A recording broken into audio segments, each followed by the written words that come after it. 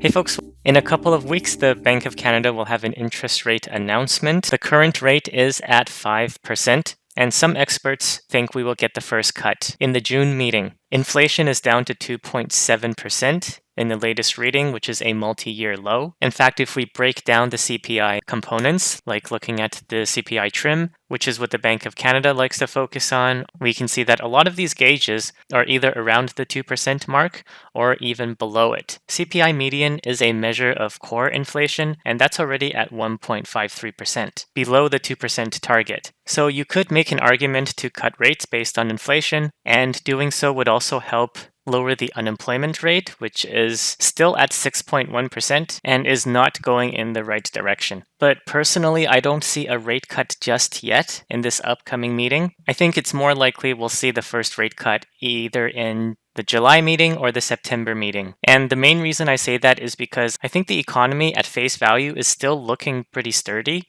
Not that average individuals are doing better, but this chart basically shows why it's risky for the Bank of Canada to prematurely cut rates. According to economist Chris Brunette, in the first 4 months of this year, in 2024, we've added over 400,000 working age people in the economy. And the vast majority of this is through immigration. And compare this to the first 4 months of last year, it's 47% higher. I mean, last year we already had a record number of population growth of 1.2 something million. But if this trend in the first 4 months continue for the rest of the year, then we're going to see another record-breaking population growth this year in 2024. Because if we extrapolate this data, then just the number of working people over the age of 15 is going to be 1.2 million, not to mention every other newcomer that's not going to be included in this specific group. And before, I thought last year was kind of an anomaly and we'll probably not see that kind of population growth again. But so far, it looks like an annual rate of growth of 3% or higher seems to have become the norm. And,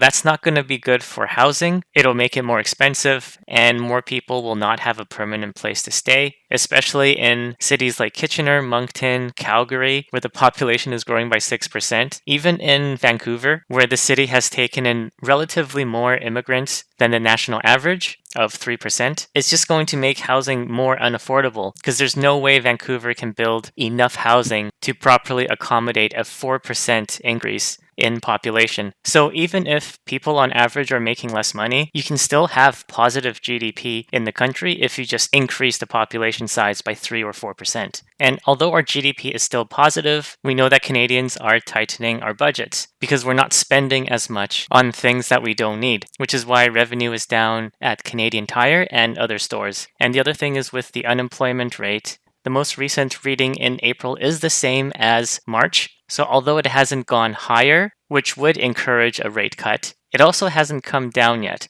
So I think it's likely the Bank of Canada will wait another month to see if the unemployment rate is getting worse and going higher, or maybe if it's stabilized and will start to roll over to the downside. Now, I think it's more likely we'll see a rate cut in July, especially if the inflation data continues to go lower. Because if we look at the most recent one from April, you'll see that a big portion of this, which is the blue part of this column, is gasoline. And if we just look at gasoline by itself over the last year, we can see that it peaked around the fall of last year and it bottomed, even went negative during this past winter. And of course, that coincides with energy prices. This is crude oil, and you can see it also peaked in the fall of last year and it bottomed in the winter. Now, oil price did go up for the first few months of the year, but it's since then started to roll over. So if we make an estimated guess and say that if this falls, then it's most likely going to affect the gasoline price here for the CPI component, then it would make sense that for May and June,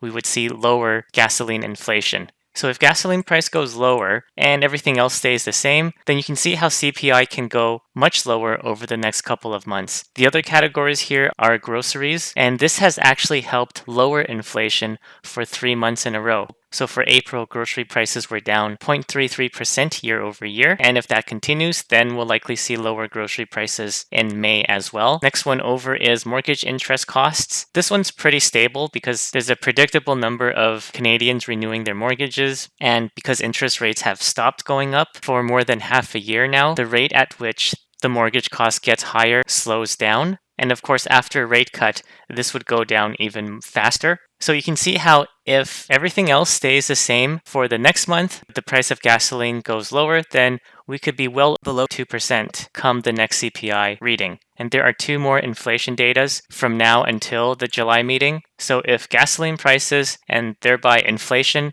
continues to fall over the next couple of months, and we see the unemployment rate move up above 6.1%, so that it looks like more and more Canadians are losing their jobs and the unemployment rate continues to move higher, then it would make a lot more sense at that time to introduce the first rate cut, because then they'll have at least a reason to do it. Not that they're going to for sure keep rates the same at their next meeting in June, but I don't think inflation is low enough for them to really justify a rate cut, especially when there's still so many people coming into the country, which puts upward pressure on housing costs, which is a part of inflation. So a wait and see approach is probably the best way to go, but we'll have to see what happens. Anyway, that's it for today. Thanks a lot for watching. Good luck with your finances, and until next time.